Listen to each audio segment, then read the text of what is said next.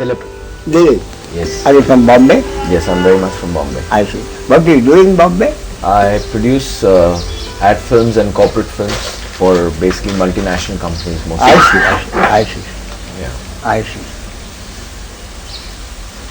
Do you see your work on the TV? On television, yes. Which some one? Some of it. The ones that are going on now, which ones are yours?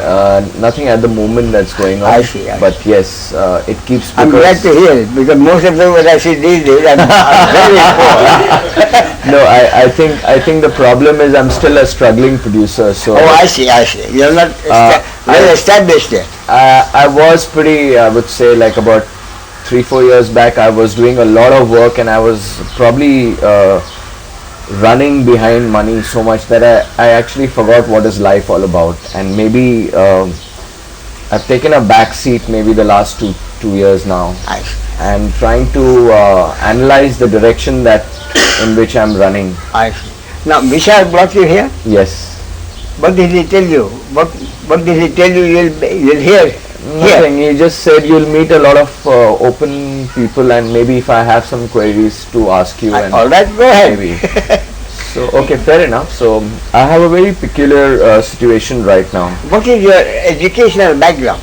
I'm a BCom graduate. Yeah. I'm not a technically qualified filmmaker. I see. But yes, meaning I've had like about 15 years of experience in filmmaking now. I see. Yeah. I see. So without any technical. I'm more on the technical side. I used to be a film editor. I've edited a couple of like one feature, and I've edited more than over 500. I've won international awards in editing. Oh, really? I see. Yeah. So, what is your interest that brings you here? Maybe you are going to ask me some queries. Yeah, maybe you can answer my question, which I'm trying to battle maybe right now. Please. I think I'm proud to be born in Indian, but what is happening right now is sorry. Why are you proud to be born in Indian? Why? Because I love my country, but I don't like the current situation right now. It's like, for example, I can't actually go down to the beach and bathe, and why are you proud to be an Indian? I think it's an experience that I can't really describe. Maybe it's like sometimes when you meet someone and you get a very positive energy from the person. So there isn't sometimes a real reason or something tangible that you can pinpoint and say ki, this is why I'm proud to be an Indian. You mean if you were born in Ethiopia, you wouldn't have been... I don't know then. I'll have to be born there to tell you the answer, frankly. Okay, carry on, please. I'm sorry I interrupted. No issues. You're most welcome, Yes, Sada. go ahead. I have a very peculiar situation because I've been married for a while now and my wife wants to move abroad. Yeah. We're pretty well settled here with good business. I have 2 kids, whom my daughter is 13 and my son is 11. Yeah. And I've moved them to a boarding school recently in about 8 months back. Yeah. I'm very happy that they are having an overall growth there where they do horse riding and they go trekking and they basically it's an overall development. The day starts at 5 in the morning. So I'm extremely happy the way they are going. Yes, things are going. But my wife is not really happy with maybe the lifestyle that currently you have in the country, and I don't really know how to battle that because she's probably got a job there now and she's going to move there within like about 3 weeks time or something. She's got a job abroad? In Australia, yes. She's got a job in Australia? In Gold Coast. And what kind of a job? She's in the travel business. I see. She's actually an eye doctor, but she switched jobs because since we had 2 kids and she wasn't working for almost 5-6 years. So she switched jobs. So the question that I'm coming to is basically that it's tough at this age when I'm 39 years old now to, I've struggled pretty much to establish contacts and Now, things like that. financially, you are I'm well pretty, off. yes, I'm pretty Not sound. only reasonably comfortable, you are very comfortable. Yes. Okay. Money of your own. You have- Yes, I yes, see, yes. I see. So that's, money is not the problem. The I problem is how does one, like, beyond the point, like if she's going in a direction where she wants to go and settle abroad, Yeah. we still love each other. So how does one, it's like suddenly, when you realize, like, things What are is, falling. what is your problem? You know what your problem is? Yes. You want to know how to control life. No, I don't want to know. how Is to- that not your problem? No, sir. I'm No, sorry. sir. Your name is Dilip. I'm sorry. Dilip. Dilip, yes. Yes. Dilip. Is Yes. that not your problem? I no. want to control my life. No, I don't want to do that. In fact, Then I was the one who told her, Wait a fine, you minute. have one life, and if you have a dream, you should do that. No, but now, But- what I'm saying is, if you are not trying to control life, Yeah. then very simply, all you have to do, No, I'm wait a just- minute, is let life flow. Sorry? Either you let life flow, or you want to control it. No, I'm There letting is it. no- there is no- I'm letting it flow, sir. I'm letting it flow, absolutely. But my point is, where does a relationship go when it's like your right hand wants to go in one direction and your left. So Yeah. so I'm like that body in between. So, So let life flow. Dilip. okay. Let life flow and see what happens. Okay. So my, Fair enough. my very first point is, most important thing, no human being has ever been able to control his life. Fair enough. No one.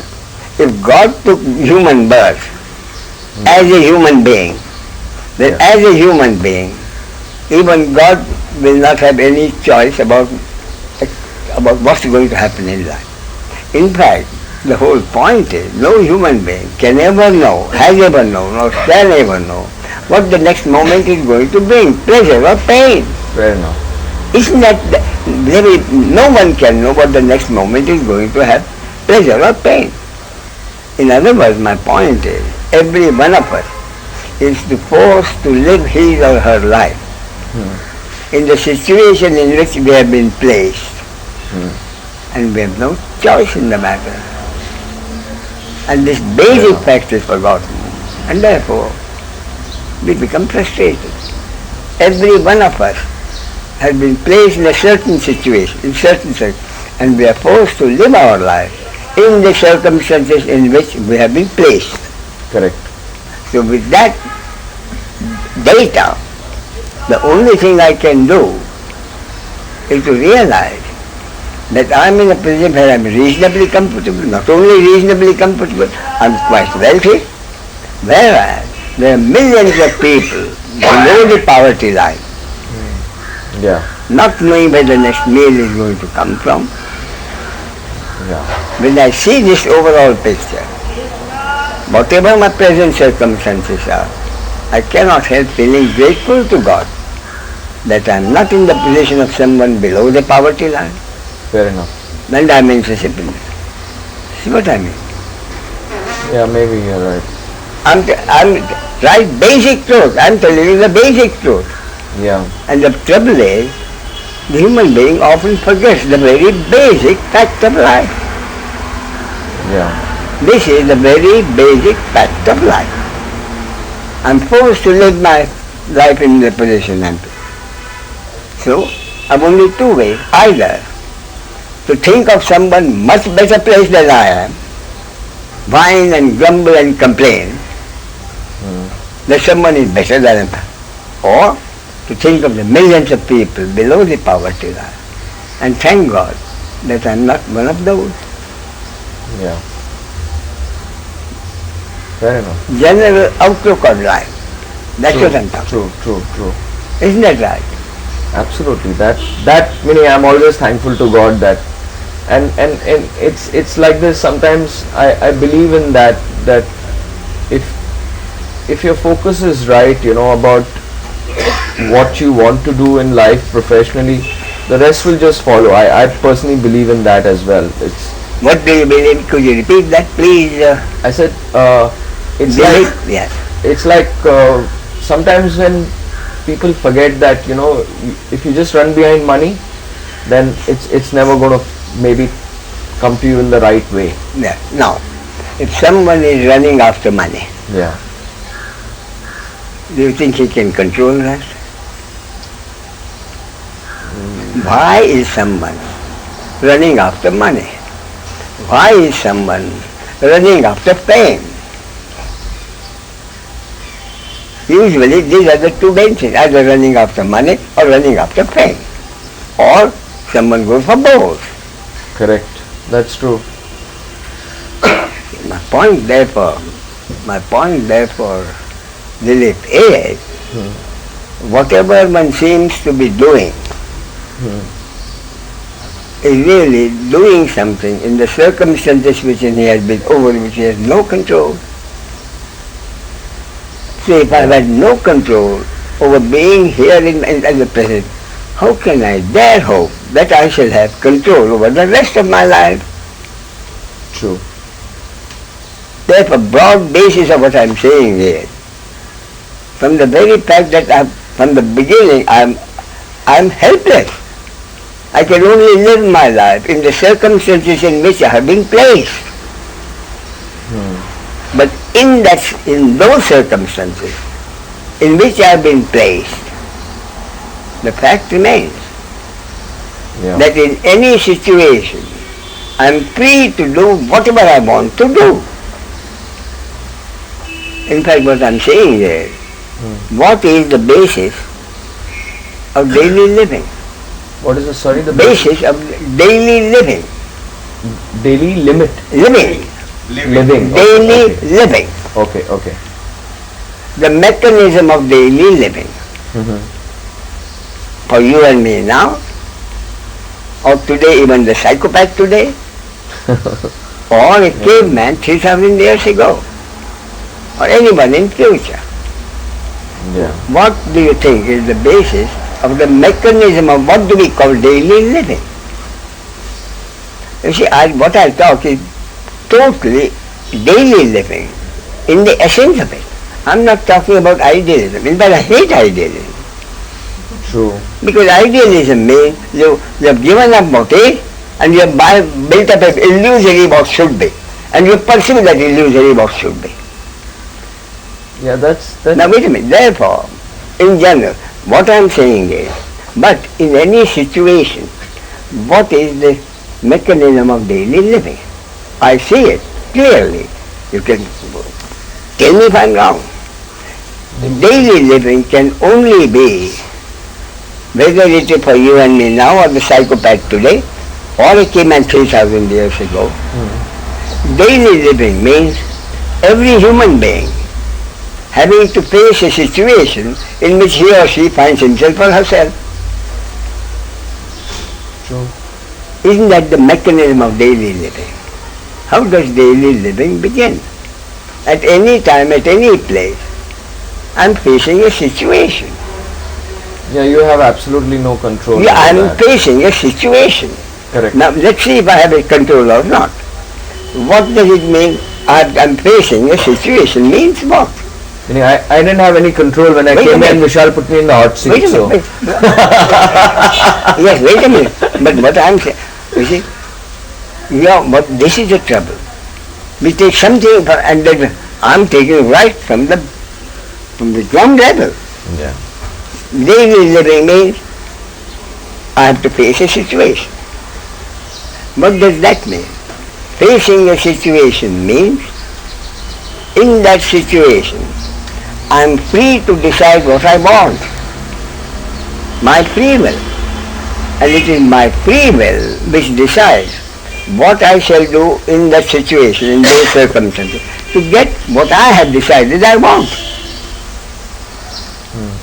That is the basis of the mechanism of daily living. Think all you want. Is that not a fact?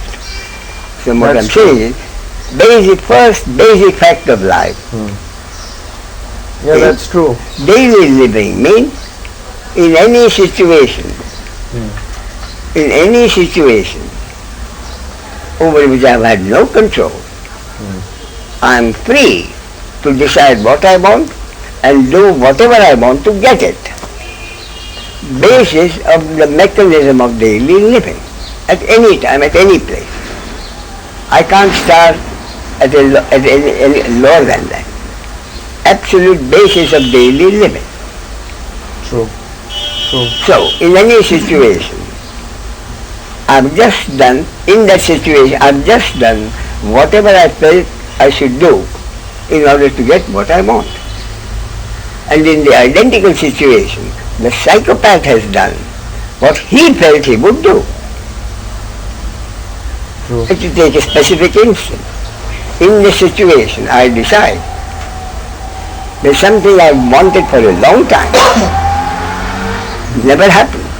But now there is a situation in which I see the possibility of my getting something I waited for a long time. Yeah. I look forward to that. But I decide, I decide on my own, my free will, but I shall not do anything illegal or immoral. My decision. And I've just done something which is neither illegal nor immoral. The psychopath, his thinking is different. He says, I waited for a long time and now the opportunity is there and now I'm not going to let anything interfere. I'm prepared to do anything. Robbery, murder, anything. Correct. And he does precisely what he felt he should do. Therefore, daily living has begun for me and for the psychopath. See what I mean? But thereafter, what is everybody's lifetime experience? What happens thereafter? In a situation, I've just done what I feel like doing. The psychopath has done. Thereafter, what is everybody's lifetime experience? Everybody's lifetime experience is, I'm free to do whatever I want, but I have no control over the result of my action. Another thing that... Wait a minute, let's go. Yeah. Do you agree with that? I agree wholeheartedly. I do whatever I want to do. Correct. But the result of that action has never been in my control. And what is my experience? What is everybody's experience? Sometimes I've got what I wanted. Sometimes I've not got what I wanted. And sometimes what I got was beyond expectation. Many times for the worse, sometimes for the better. True. Which of the three things happened has never ever been in anyone's control. True. Fact of life number 2. See what I mean? True. So one of three things happens. So I've just done what I want. Psychopath. Which of the three things happens for me and for him, we don't know. But one of the three things happens. True. And thereafter, what is daily living? Thereafter, the society in which I live cannot know what I have done. Yeah. The society in which I live has to accept what has happened, one of those three things, as my action. Society in which I live True. has to accept what has happened, one of those, as my action. Judge it as good or bad, according to social standards and legal requirements. Can decide it as good or bad, reward me or punish me. Reward from the society has meant pleasure in the moment. Punishment from the society has meant pain in the moment. And that is everybody's lifetime. Every day, all lifetime. One moment pleasure, one moment pain. True. Over which I have no control. True. As decided by the society in which I live. And I have to accept the society's judgment because I have to continue to live in that same society. Yeah. Have I not analyzed daily living? This is daily living. True, very true. So, I repeat again, in any situation, I must remember I'm free to do whatever I like. I make the decision and I do what I want to do. But thereafter, nobody has ever had any control over the result of his action. Have you read the Bhagavad Gita at all? No, I haven't read it. But you know the Bhagavad Gita, what the essence of it is? Lord Krishna has advised Arjuna as an advisor. And for me, the very essence of it begins with Lord Krishna acting as Arjuna's charioteer. He takes the chariot right in front and tells Arjuna, these are your enemies whom you have to fight. Arjuna sees among his enemies many strangers, some friends, relatives, and even his preceptors, his gurus. So Arjuna lays down and he says, I may fight and kill my friends and relatives, but I shall not kill my gurus. Correct. That's where the Bhagavad Gita begins. And at that time, what Lord Krishna tells Arjuna is, would you believe it? What Lord Krishna tells Arjuna is precisely what I told you. I'm not joking. What did Lord Krishna tell him? To act is your birthright. It is your birthright to do whatever you feel like doing. But you have no control over the fruits of your action. Fruits of the action is the result. True. You see? True. Therefore, further Lord Krishna tells him, you have been born a warrior. Your genes are that of a warrior.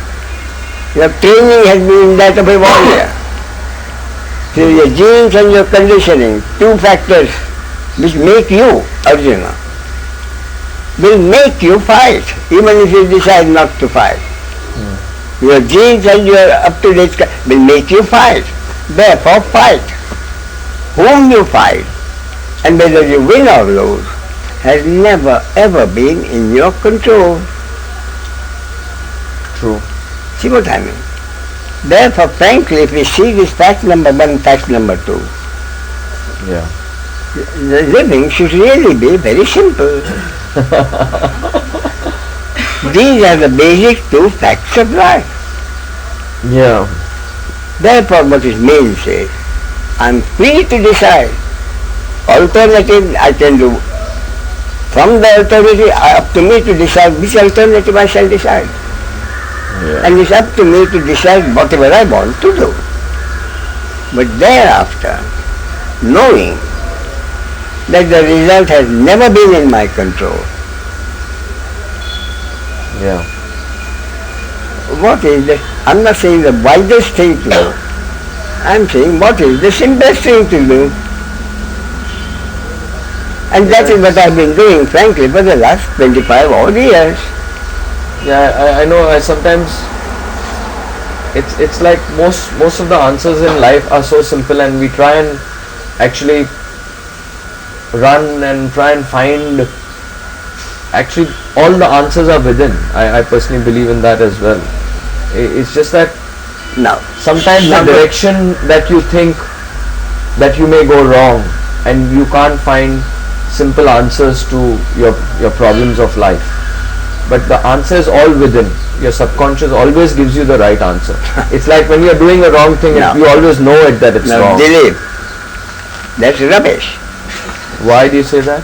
Because your vision cannot tell you whether to go right or left.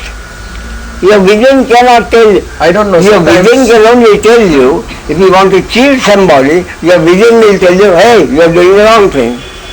But the vision cannot tell you what to do in a certain given situation. But don't we all take the decision on that? We On the take, basis of your maybe your subconscious thinking. Sometimes on- you don't analyze why you've taken that no, decision. on the basis of your genes and your conditioning. That is the only basis on which everybody takes a decision. Up to Not date, completely true, I would say. At least give me the third factor. I challenge you to give me a third factor.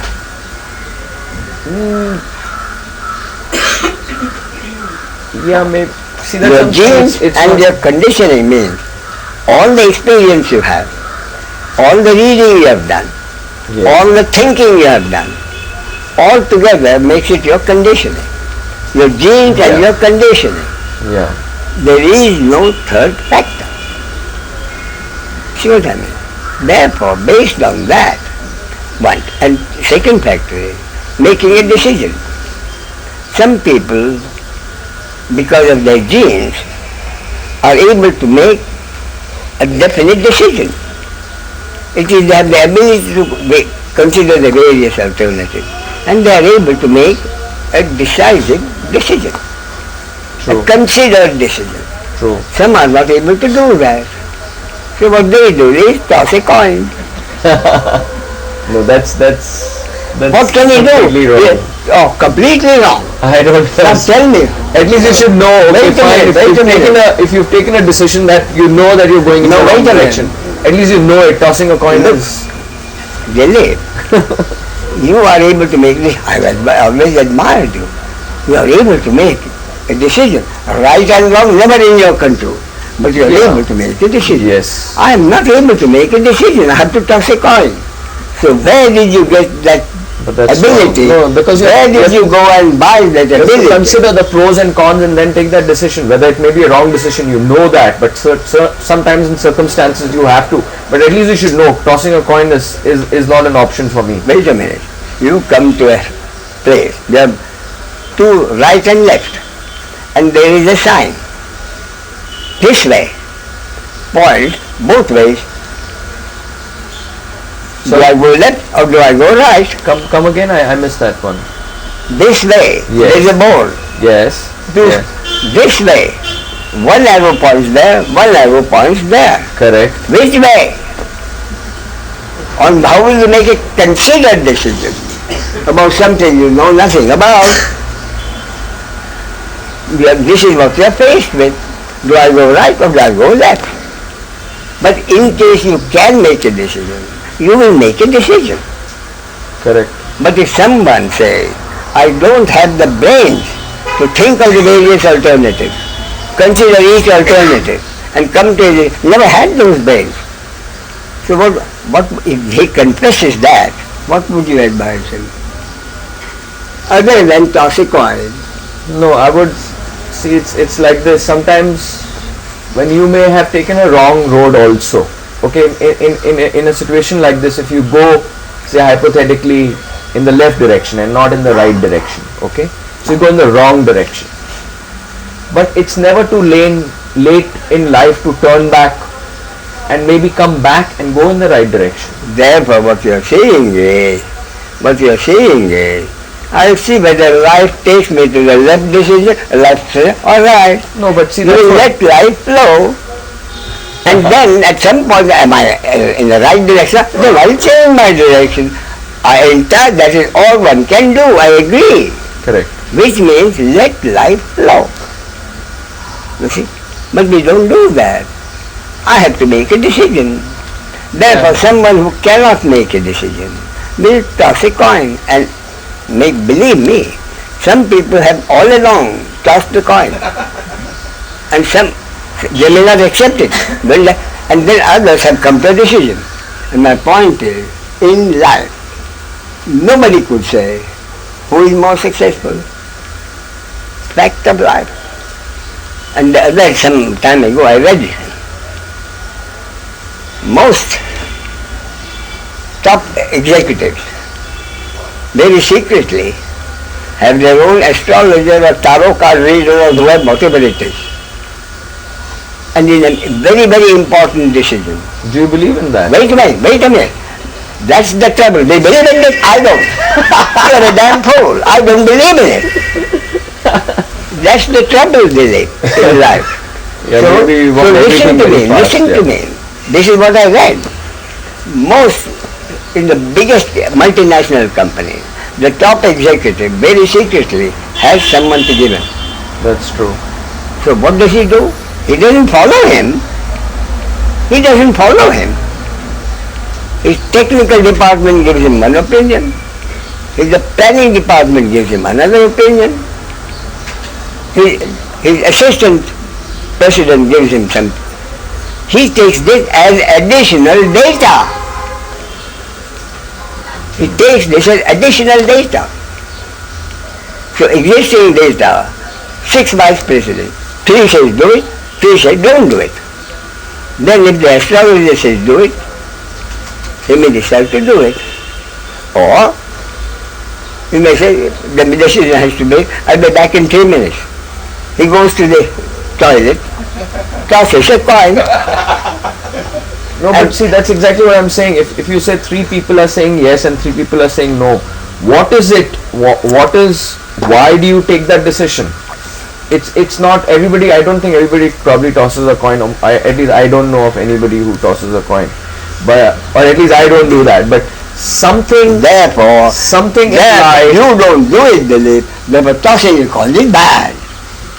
According to me, yes, it's a bad idea. Why? Because Dilip doesn't like it. It's a completely bad. It's a no-no. It's a complete no-no.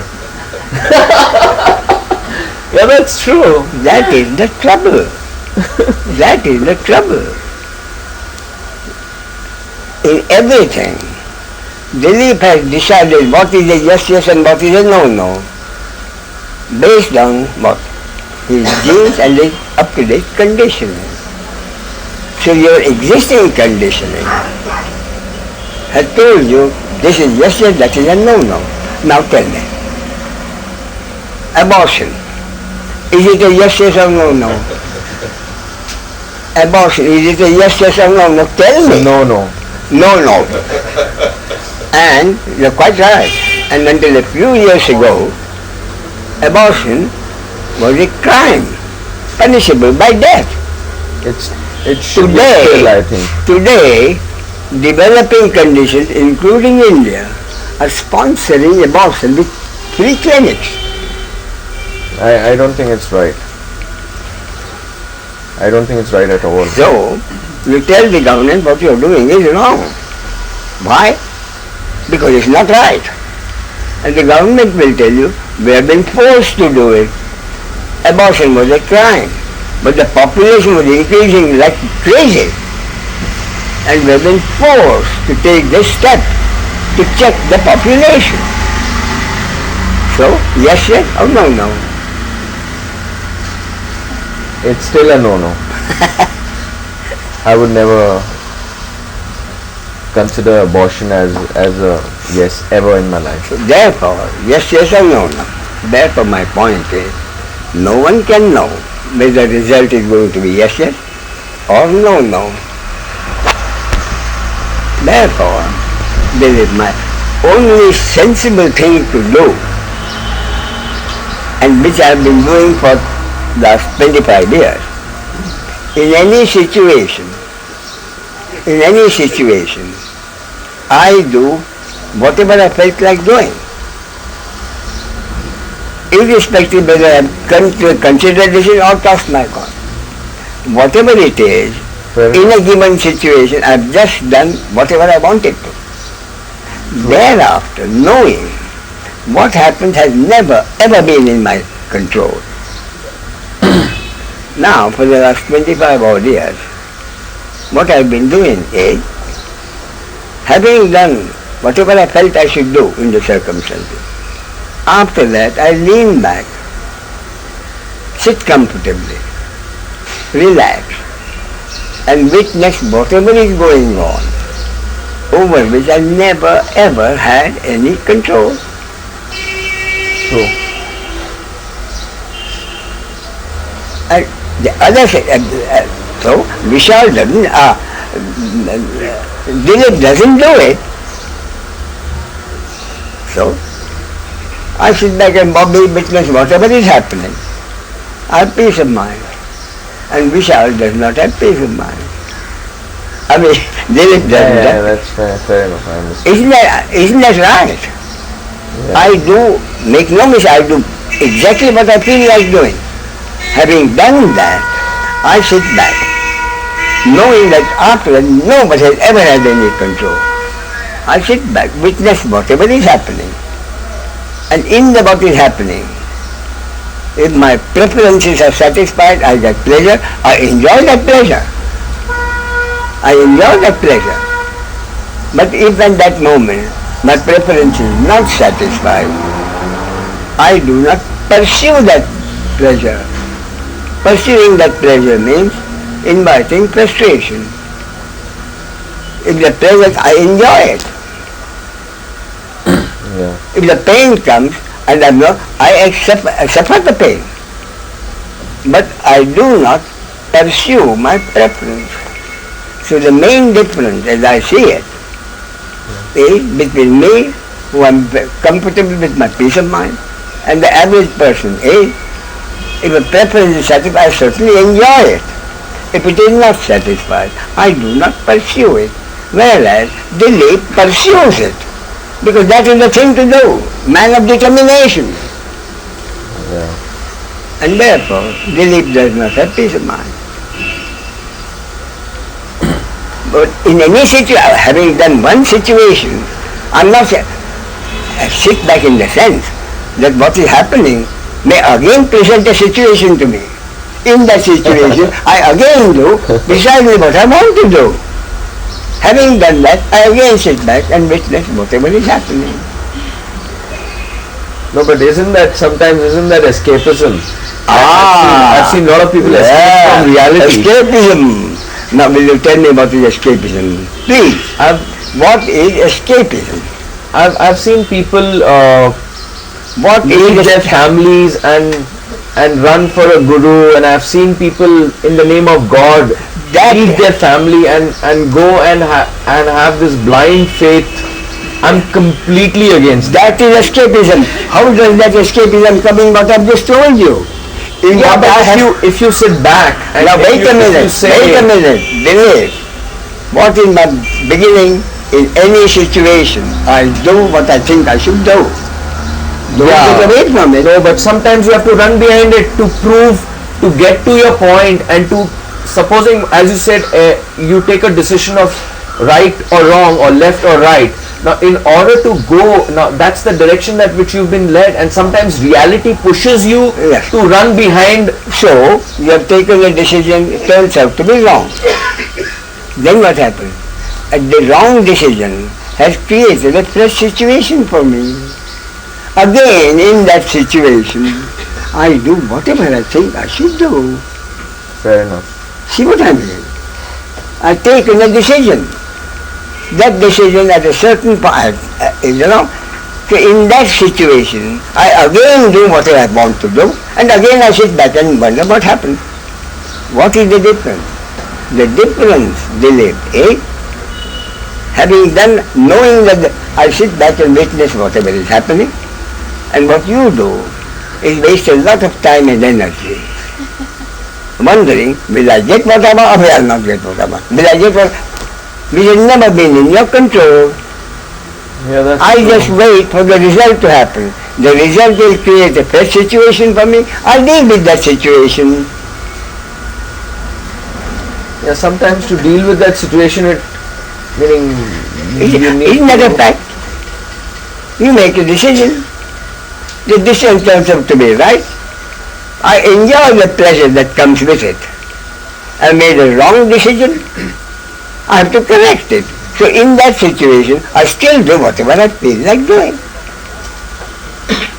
Many years ago, 40, 50 years ago, I read a book, small book, beautifully written, by a top man, by the president of a company in America, which I was told is second biggest company in hire purchase.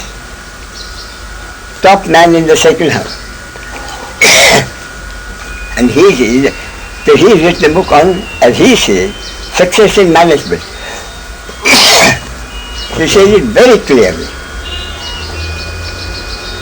He says, let me be clear. Some of my decisions have gone wrong.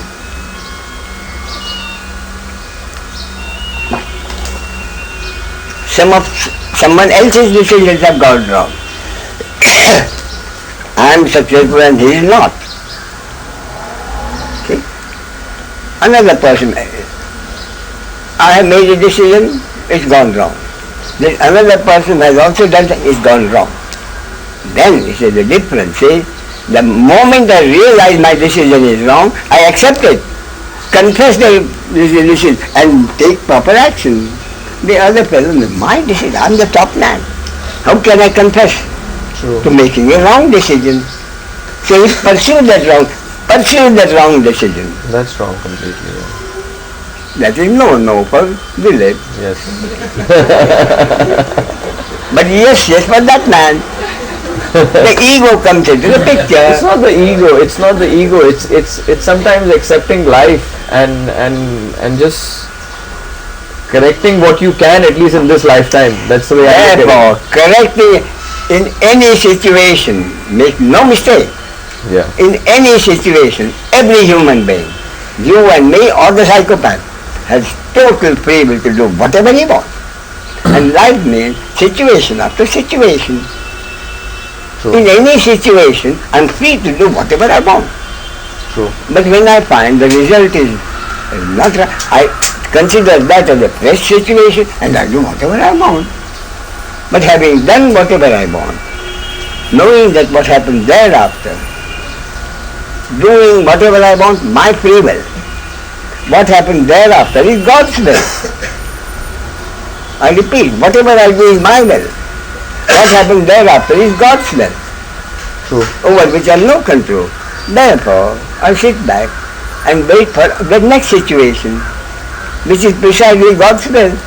In that situation, I again do what I want, but after that, I sit back and witness whatever is happening, without blaming anyone, without condemning anyone. This man says that my decision is a mistake. What the other fellow does is, he's not. Then when the mistake does become, then he tries to blame someone, one of his vice presidents. There's another thing I want to know is sometimes a lot of decisions are based on, like, I've seen people getting different highs of life, like some people get a high from drinking alcohol, some people get a high from meeting different people. Why? I'm asking you that question, sir. Very simple. That depends on your destiny. And mechanically, whether money gives you a high or sex gives you, depends on your genes. Genes is such a powerful factor. We forget that. Yeah, but doesn't the society say that you can't have sex with, like, maybe and you can't cheat your wife, and Therefore, in any given situation, you are free to do whatever you like. I say I won't do anything illegal or immoral. The psychopath says I don't care. He does something illegal or immoral. Thereafter, depending on what happens, the society will hold him guilty and society will say I am a good man. Therefore, I am free to do whatever I want in any situation, subject to the ultimate decision by the society in which I live. Basic fact of life. True. See what I mean? I am free to do whatever I want. Thereafter, I am subject to the society's decision. Society's decision is reward or punishment. Reward means pleasure, punishment means which I have to accept. True. So, basically then, what I talk about, Dilip, is very simple. Very simple. What does someone like us, reasonably comfortable or more than comfortable, and who has the common sense to know that the basis of daily living means I'm free to do what I want, the result is not in my control. The result is I have sometimes pleasure, sometimes pain. I cannot know what the next moment will bring, and I cannot know the total amount of pleasure I'm going to enjoy in my life and the total of pain I'm going to suffer in my life, which is predetermined accordingly.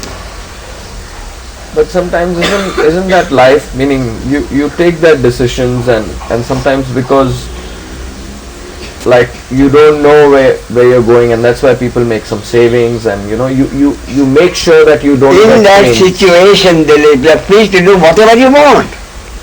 Okay. Therefore, considering the uncertainty of life, you have an insurance policy. Considering you have an accident policy. you are free to do in any situation whatever you think you should do. But the result has never been in your control. True. You see what I mean? So, Yeah. so this is in continuation Yeah. to the tossing of the coin and informed decisions. Yeah. And as you know, I do a lot of personal investigation. Yeah. So today I want to share a personal experience Please. on the basis of this thought. Please. And today it's corroborating with what you say. Yeah.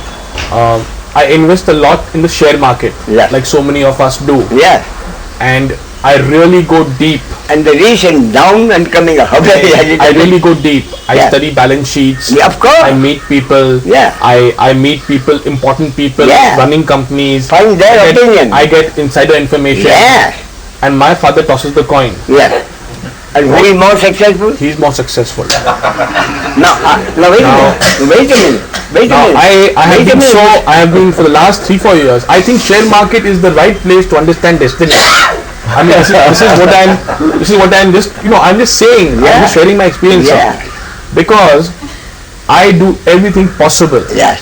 I do everything possible, Use your brains. and I'm sure of things which I do. Absolutely. Absolutely sure. Because you mentioned to personal investigation into something which I was sure, Yeah. and then go back. That's right. And I've done that, and that's why I want to share.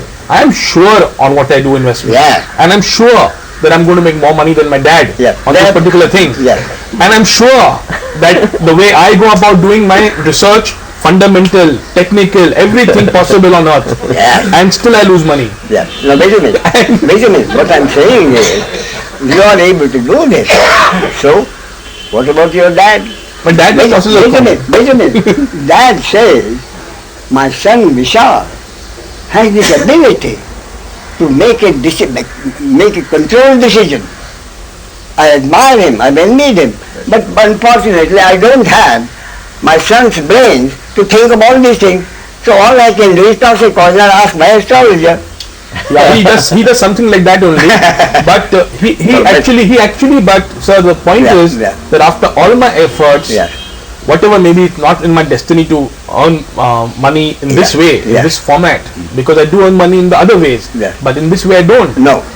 Just the way some people don't earn money in property. That's right. Some in different ways. So I realized, coming back to your point, that after all the hard work and after all the surety and after feeling that I really have I'm in control of my decision. You I have put in hard work. yeah, solid hard work, sir. Yes. I even pray to God. Yes. I even pray to God, Including prayer. including prayer, that God, you must make me earn money on this. But I don't. Otherwise, I lose faith in you. I have faith in you. I even bribe God. But if I lose, I lose faith in you. Don't Yes, make me lose I faith even in do you. that. I sometimes even make him a partner. Mentally. But my father still tosses the coin and takes the cake. Yeah, my point there is, your father does that because he doesn't have the brains you have. No, because But wait a destiny. minute, wait a minute. Wait a minute. So what happens thereafter is destiny. But what I'm saying is, it doesn't mean that always the one who makes a position is less than the other. No. It could be either way. No, that's true, sir. Sometimes you are right, sometimes he may be right. No, as long as the money comes to me from him, then There is that's a- my destiny. Yeah. Of inheriting, maybe. It is your destiny. You know, when you really take it, Yes, sir. it's amazing how far it can go. Yes, sir. It's amazing how far it can go. Someone cheated us, took some money away or something like that. My wife was furious. At that moment when I heard the news, anger arose. Anger arose.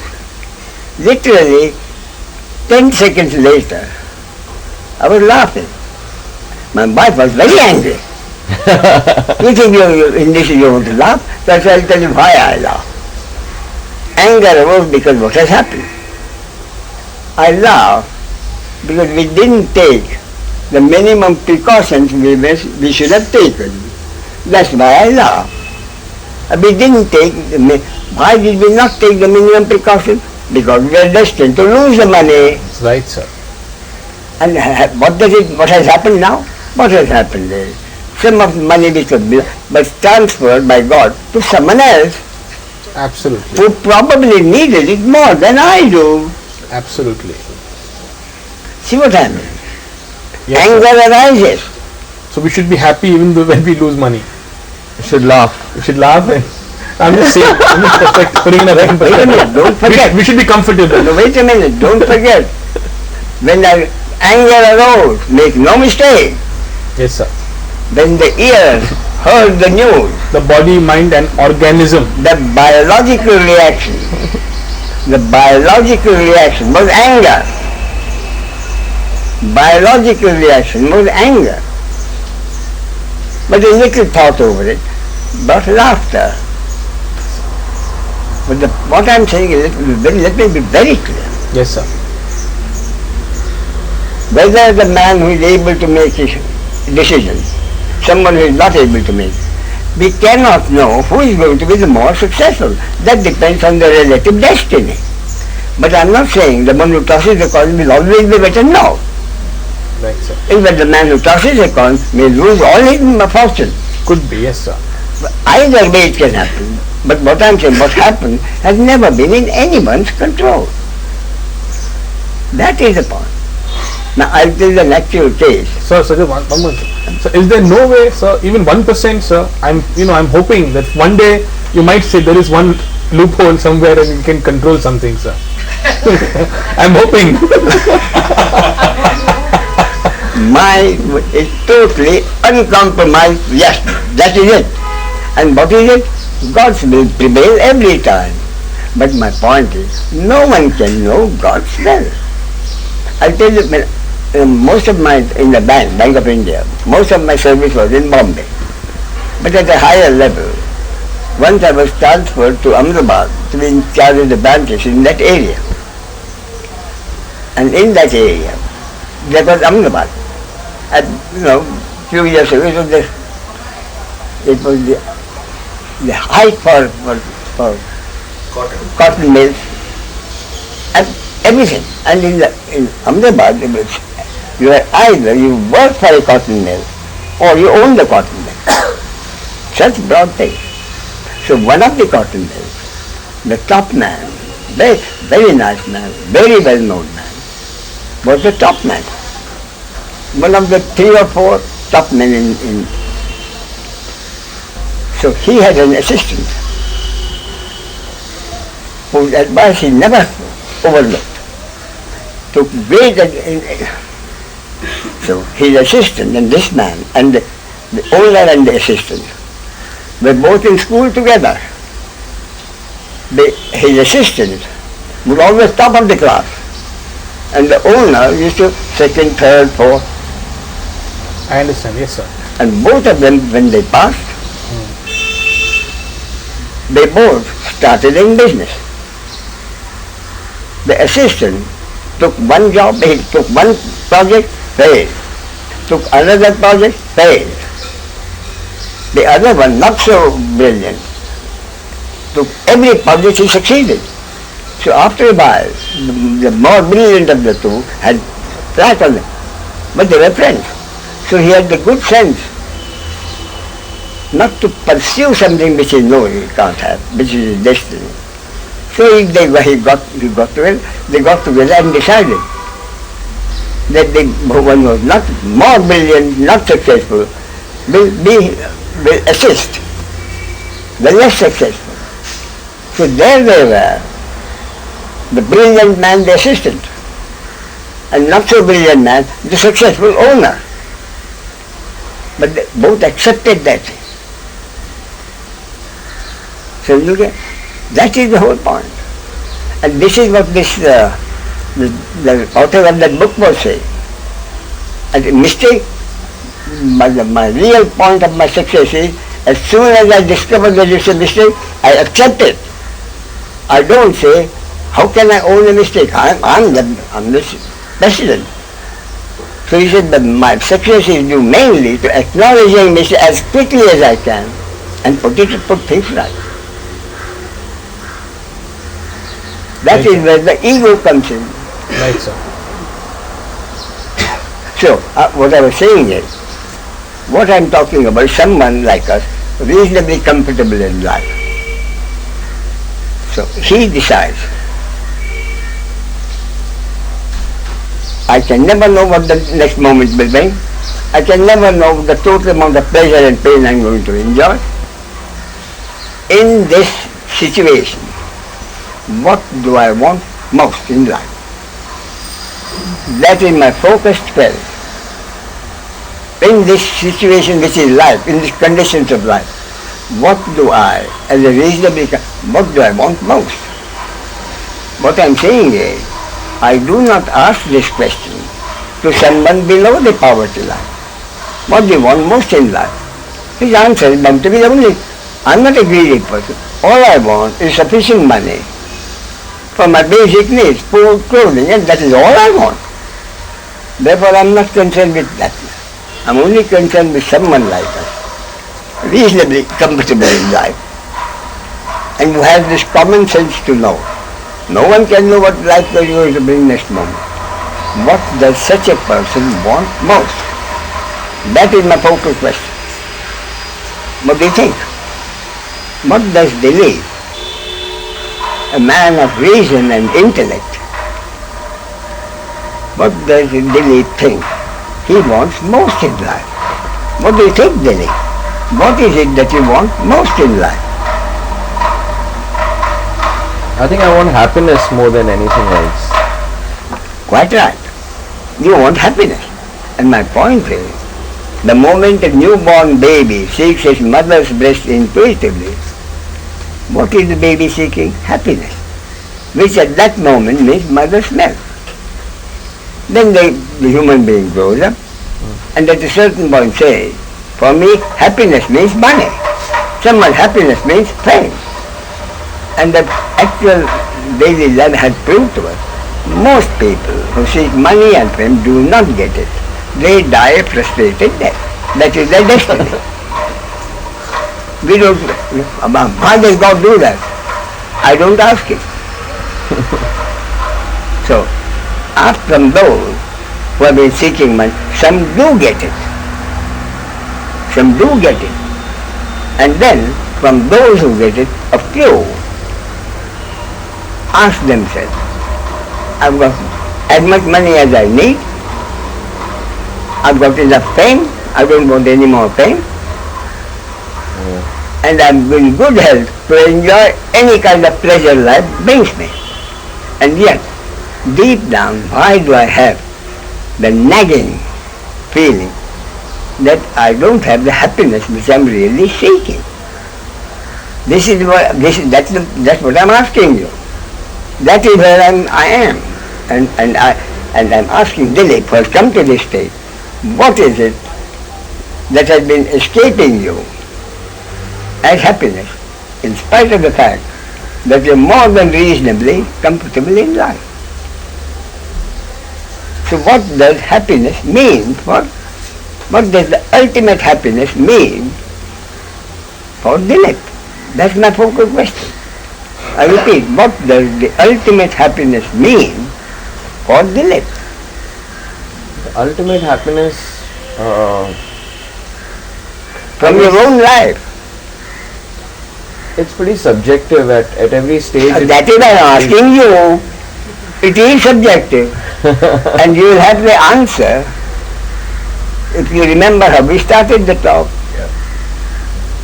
You will have the answer if you, how did the thing start? I have a problem. I have a problem. My wife wants to do that. I have a problem. Yeah. So what does that mean? You have a problem means Dilip does not have peace of mind. True. Therefore, what does Dilip want as the ultimate happiness? Peace of mind. See? That is the state that we want, peace of mind. I can enjoy any pleasure in life, but I still have I don't have the happiness. What is the happiness I want? peace of mind. True. Again, what is peace of mind? I've gone into it. That's what I'm telling. I don't give you something the gurus are supposed to give. I'm not a guru. Peace of mind simply means it's something any moment can make me uncomfortable. I have no control over that. Some pain may come make me uncomfortable. Over something that happens in the moment which can make me I have no control over that. But I don't want to be uncomfortable with myself. Something makes me uncomfortable, that is my pain in the moment, which I have to accept. But what I want is not to be uncomfortable with myself. That is peace of mind. Yeah. Next question. Why do I now not have that peace of mind? So before that answer, the most important question, most important step for someone like Dilip to come to at this stage,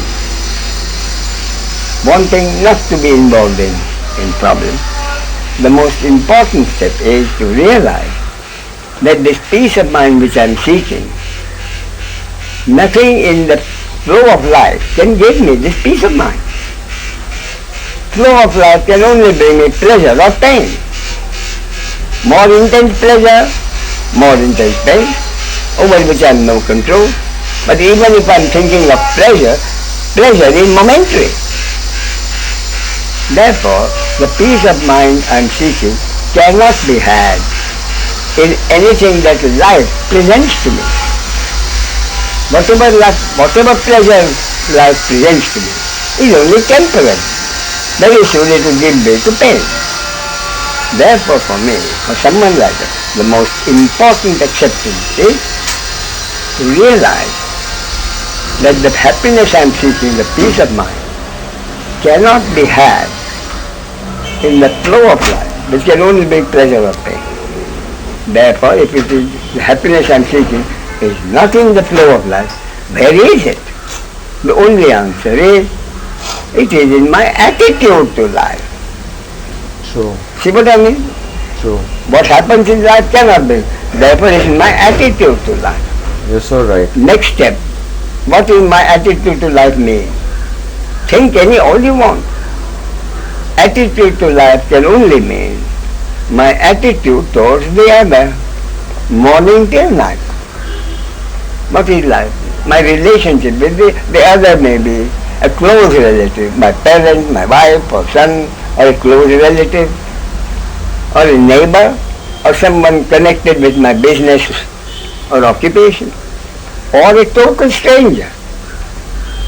During the whole day, who is going to be the other at what time? No one has any control.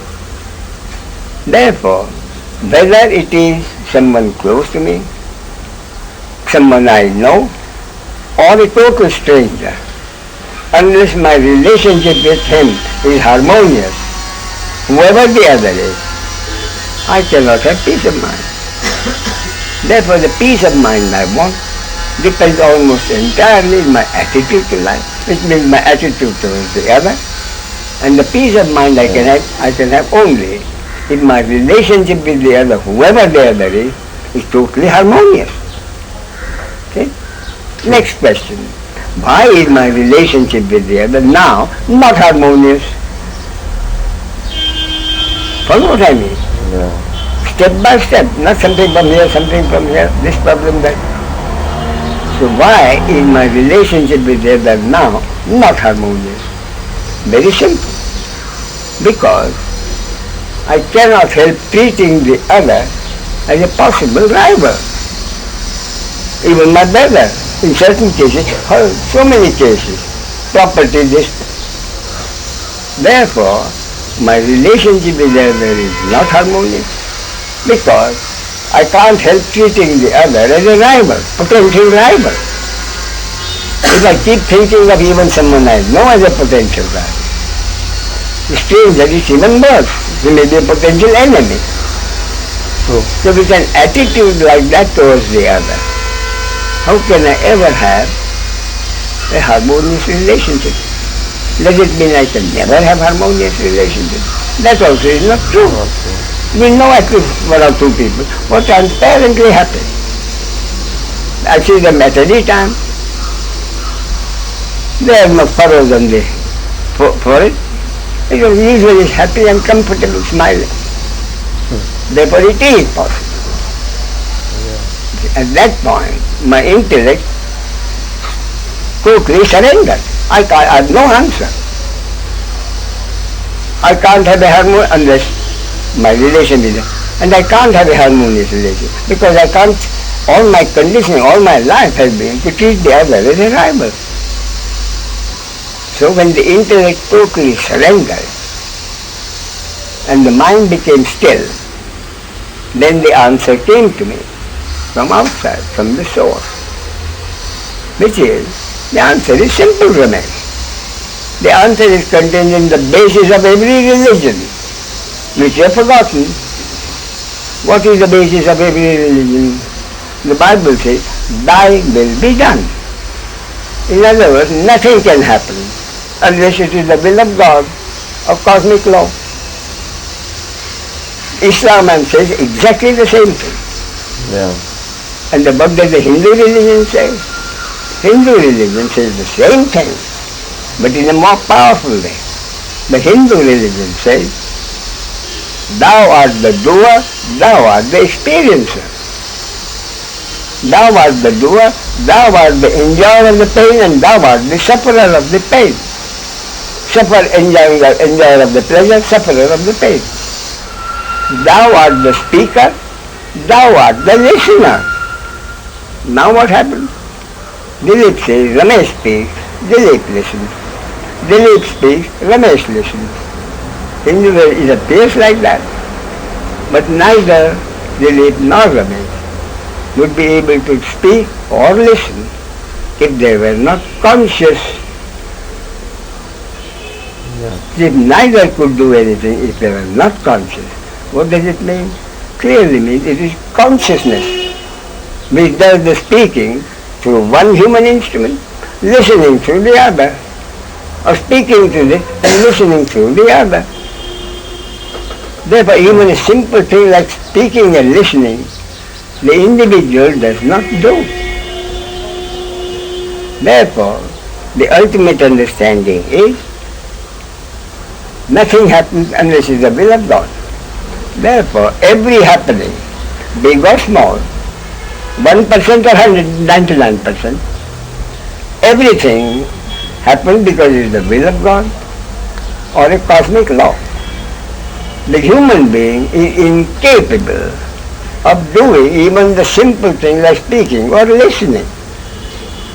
But I don't know, I don't completely agree to this point. For the simple reason is, it's like if you all decide that everything God is going to decide for you or do it for you, then why do people go to work and why do you try and achieve a goal that you want to? So it's a balance, no? For a very simple reason. I coming back to wait a minute, for a very simple, I've already told you.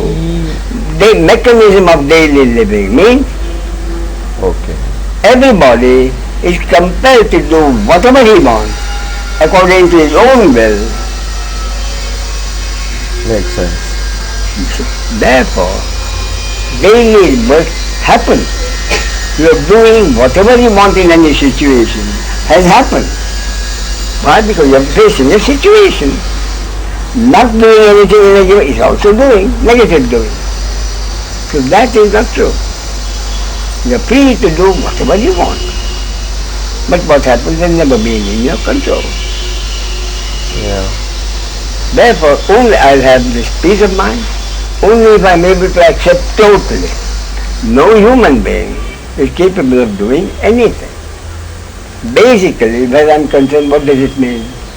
It means no one is capable of harming me unless being harmed is my destiny. And if it is my destiny to be, anyone could hurt me. A happening to anyone could hurt me.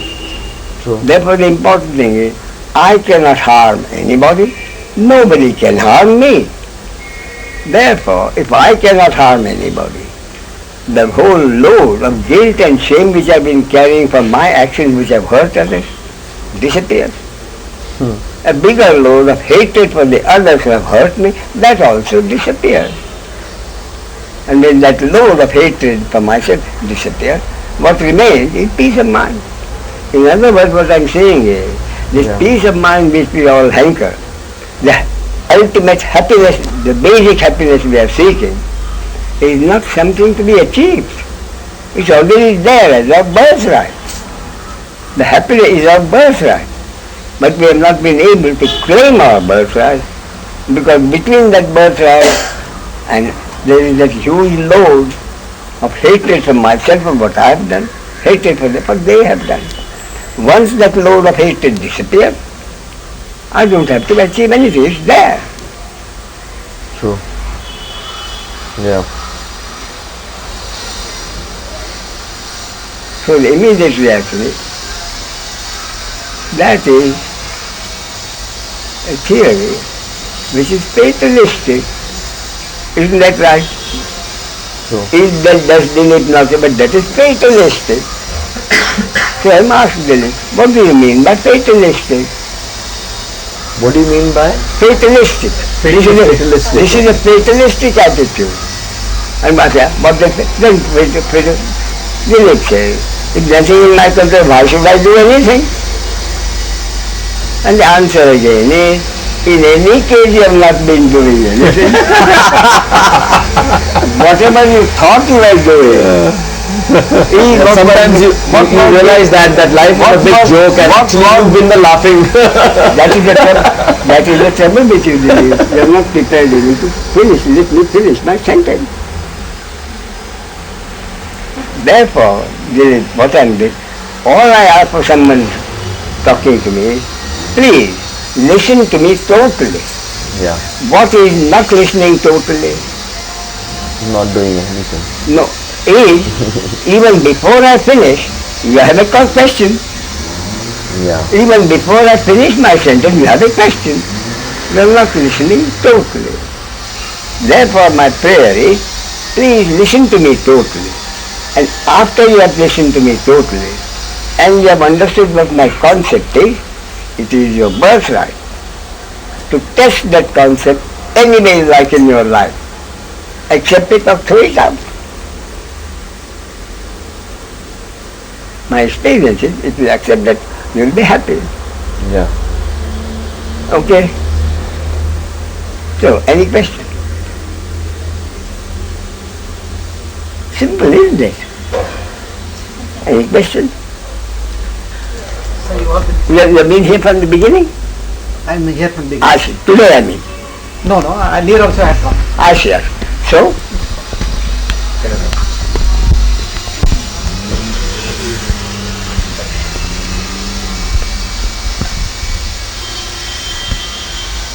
yes sir. Your name is? Basant. Basant. Yeah. Are you from Bombay? I have been in Bombay, but Yeah. I don't belong to this place. Where do you belong? I belong to Orissa, Orissa. Patna. Panda. Patna. That is. Yeah, Patna. CM. And his father was Biju Patna. Biju Panda was He was also the chief minister of Orissa. yeah. Anyway, yeah. So, Sir, you have been what do you talking. do in Bombay? I am working in the Reserve Bank of India. Oh, I see. So you have been talking about this free will all along. I'm sorry? You have been talking about this free will, Yeah. that you have got the will to act the way you like. But in the same breath, you are also been talking that everything is ordained, preordained by God and all that. So how do you reconcile these two facts? Very simple. Fact number one, fact number two. About this, fact number one, your name is it? Basant. Basant. Fact number one is, Basant is ready, is free to do whatever he likes. Fact number one. Fact number two is, but the result of his actions has never been in his control.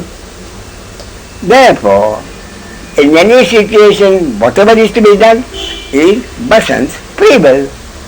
After that, what happens has always been God's will. Where is the discrepancy? I repeat, in any situation, it's every human being's birthright to do whatever he or she feels he or she should do. But from the beginning of time, the result of anyone's action has never been in his control. It has been God's will. And that is how life is. I'm free to do whatever I like. And that is precisely what Lord Krishna told us in the Bhagavad Gita. What does Lord Krishna tell us? Action is your birthright. Whatever to do is your birthright. But you have no right over the fruits of your actions. That's Krishna's word. You have no right over the fruits of your actions, and the results of your actions. Same thing, exactly the same thing. Okay? So in that case, Yes. in the given circumstances, that what is the best choice for you? Whether you do something or you don't do, or how do you do? Very, very simple. And that's why I mentioned, very simple. In other words, I'll tell you, in this circumstances, how do I live my life? Yeah. In the circumstances, how do I live my life? Very simple, Basan. In any given situation, like you or anybody else, I do precisely what I feel I should do. See what I mean? Having done that, knowing that what happens to me has never been in my control, I don't waste my time and energy thinking of what is likely to happen. I sit back, relax, witness whatever is going on, without blaming or condemning anybody. The result happens of an action. That result may create a fresh situation for me. In that situation, again, the whole thing is renewed. The result of my action creates a fresh situation in which I am again free to do whatever I want. Again, the result of it is not in my action, not in my control. And this is life. Situation after situation, action after action, result after result, that result creates fresh situation. And that is life, over which no one has any control. So if that is the case, what I am saying is, having done in any whatever I have done, after that, I don't waste my time worrying about what is going to happen. What's the use? So at any rate, I do whatever I want. Thereafter I sit back, relax, and witness whatever is happening. And whenever whatever is happening has created a situation, I again do whatever I feel like doing. And then again relax. Which makes life simple. In other words, what I'm saying, what I'm saying is, most of the problems in life, the human being creates for himself by thinking of situations in the future. The basis of all problems, as I see it, is the human being is not able to accept what is as precisely what is supposed to be according to the cosmic law. He thinks in terms of wanting to improve everything. He is not able to accept what is, creates an illusory what should be in the future and pursues that what should be. And that is the problem everybody faces. I repeat, the basis of all problems is a human being, instead of accepting what is, creates an illusory what should be in the and pursues that illusory what should be. And the pursuit of that illusory what should be is the basis of all problems. Okay? So last question. Please. Personal thing. Yes, go ahead. Whatever realization has happened to you, Yes, and the moment it has happened to you, yes. so what is your experience? It has come suddenly, or it has come over a period of time? How do you define your period of time before having that realization, First and when it has happened? First and foremost, every case is a unique case. Every case is a unique case. In my case, what has happened is, Ever since I can remember, I had the total acceptance that everything happens according to God's will. No one has any control over anything. That is in my blood. So, that I am not the doer was there already. So with the result, that has been, but the actual instance of the change, mind you, as I say, I had that deep, that I am not the doer, everything happens. But the actual happening happened. Because when I used to go to my guru, Yeshadatta, I used to do the translation for him. So others also, sometimes. So whenever I did the translation, I noticed people liked my translation more than the others. Because many of the visitors were foreigners. Others had nothing to do with the foreigners. Whereas in my bank, my dealing were with many foreigners. So I knew their mindset. My language was better than that of the others, and they understood it. So when I was translating, it was clear to me that the translation was a process. Not a very long process, but nonetheless a process. First, I had to listen to Maharaj attentively, listen to him totally, understand what he wanted to convey. And having understood what he wanted to convey, thereafter, I had to translate it into English. He was speaking Marathi. I had to translate it in English. And in order to translation, I had to hunt for appropriate words. When I did find the words would come out as what I said. But it's still a process. It didn't take long, but still it was a process. But on one particular day, about a year later, I suddenly noticed that the translation was happening almost automatically. I couldn't wait for the old man to finish what he was saying. I was so impatient. I knew what he was going to say. And the moment he said it, the very next moment, or the same moment, the translation happened. There was not even the slightest time lag in my translation. Maharaj finished the translation would happen almost. So it was quite clear to me that morning. I was not doing the translation. The translation was happening. That experience is what I call enlightenment, had the happening of enlightenment. But the essence was still there. It was quite clear that I was not, and if I was not doing the translation, I was obviously not doing anything. Everything was happening. So when I noticed that it was happening at some other place, at my friend's place. So my friend at the end of it says, Ramesh, you were in great form this morning. I said, what do you mean in great form?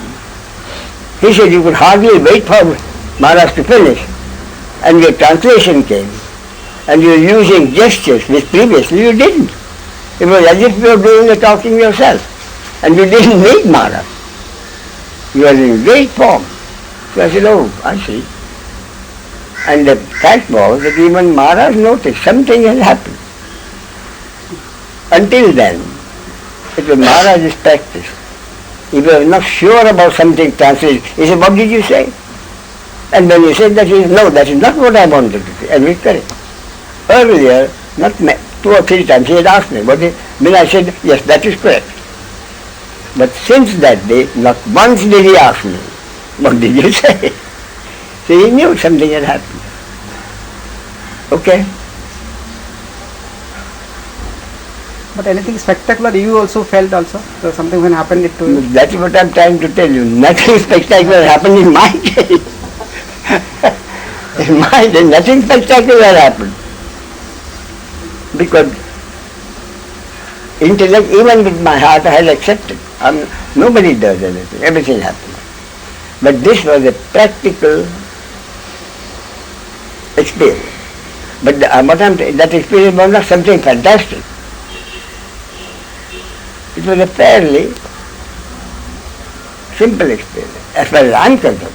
For someone it can be a bigger thing.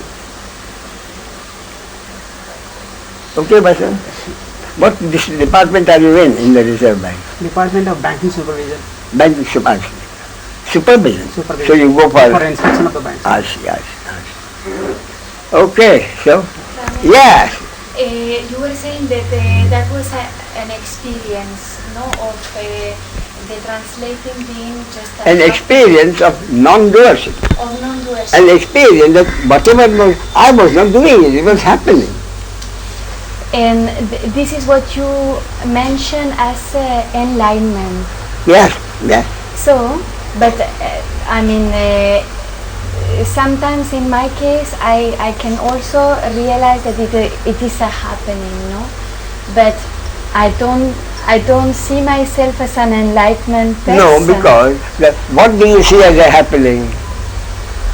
You see a thing as a Yes, something that is just a happening. at that moment. At that moment, But I have clarity. Yes, but next happening that happens, you think it is your doing. Absolutely right. Therefore, it's not enlightened. So the question is that after the experience you had, That no time did I ever feel that I was the doer. so you constantly are not the doer. Yes, but what I'm confessing is I did have that even earlier, that I was not the doer. Aha. But now, what I felt now was I experienced. Experience was the only difference. That's why in my case it was not a very spectacular thing. Aha. So now it's a constant in your life. Absolutely, yes. That's very good. So what is the constant thing? Virginia, again, what is the constant thing? Once the enlightenment happens, what is the constant thing? Happiness, I guess. No, that is for in life. But more important, the constant thing is knowing and feeling that I'm always connected with the source. I'm always connected with the source. And my point is, just as I say, this peace of mind is everybody's birthright. As I say, in everybody's case, the connection has always been there. Why? Because the ego, each individual entity, is only the same impersonal consciousness identified with this name and form as a separate entity, Ramesh. Therefore, ego, Ramesh, is fundamentally can only be the impersonal consciousness in its identified state. Every ego is impersonal consciousness, identified with a particular name and form as a separate entity. But that connection, which is already there, gets broken as soon as the ego gets involved in life. I like this, I don't like it. He should have done it, he shouldn't have done it. Judgment over what somebody has done, either himself or the other, is what breaks the connection. And when the final understanding happens, no one is a doer. You again get reconnected to the source. And when it is total, that connection thereafter is never broken. So from morning till night, I live my life, do whatever I have to do in a given situation, never breaking the connection with the source. Okay? Yes, come.